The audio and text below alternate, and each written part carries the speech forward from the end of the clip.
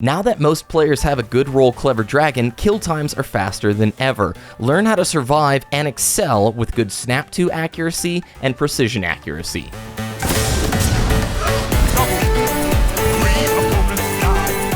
There's two types of accuracy I want to talk to you today about: snap-to accuracy and tracking. Tracking is the ability to hold a consistent shot string on the opponent. How well can you keep the crosshairs tracing the opponent's body throughout a gunfight?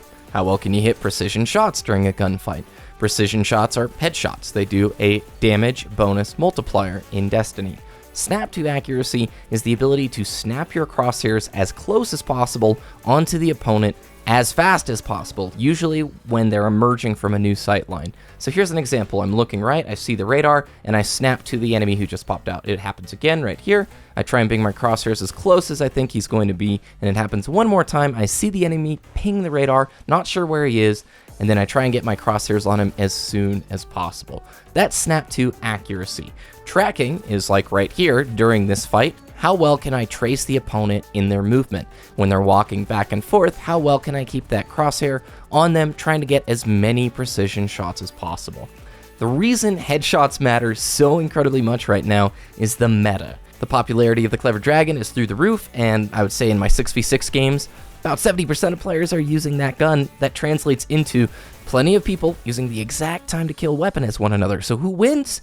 The player who lands more headshots. It's very reminiscent of year one when the Suros regime was king. The players who could land more headshots than their opponents would win in a Suros versus Suros fight.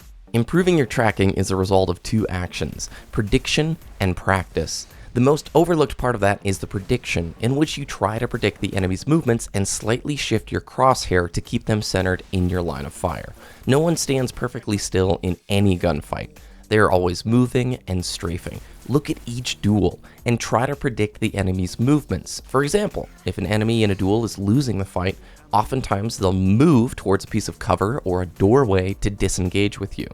If you can think about this during a fight, you can slightly shift your crosshair in the direction you think they will go, all while maintaining a solid shot string. Vice versa, if you're losing the duel, often the enemy will push aggressively towards you to finish you off. That's all useful data when trying to predict their movements. It's very subtle. Like, this whole thing is very subtle in each gunfight, and I'm not talking about people disengaging and then running and jumping towards you. I'm talking about their strafes, the movements that they're gonna make while they're in a gunfight with you.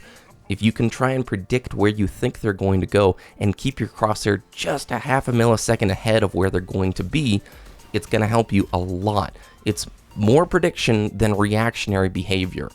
The second part of good tracking is the unavoidable part, which is practice. No amount of great prediction can help out your play if you're not comfortable enough on your sensitivity to confidently maintain a solid shot string.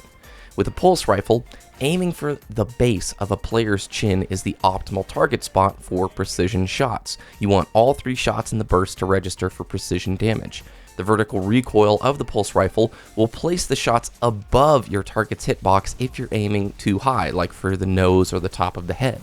Also remember that Destiny's hitboxes extend very slightly above where you think they would end. Gives you a little bit of leniency.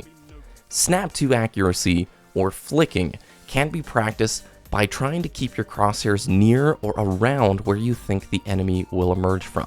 You'll get a ping on your radar, that's the first clue. Then by trying to employ solid map knowledge, you make an educated decision on where the enemy could emerge from. From there, snapping onto the target is a matter of muscle memory. This very much comes down to the comfort of your sensitivity. A great way to identify sensitivity problems or comfort issues is to use the in-game recording feature of whatever console you're on and watch back your gameplay.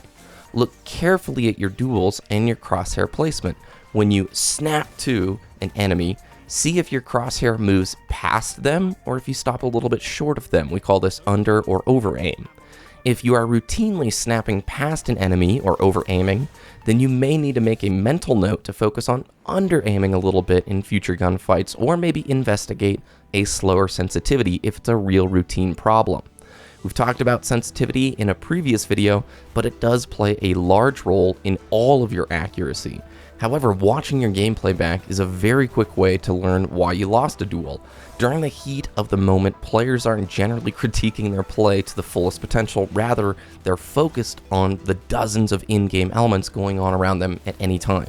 The ability, though, to sit back and watch your game after the fact adds a whole new layer of learning that will rapidly improve many parts of your gameplay.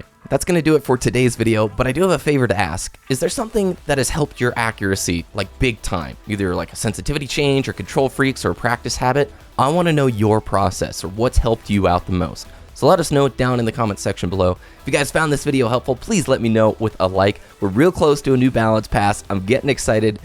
I hope it's great. So just survive the Clever Dragon meta, and we'll see you guys next time.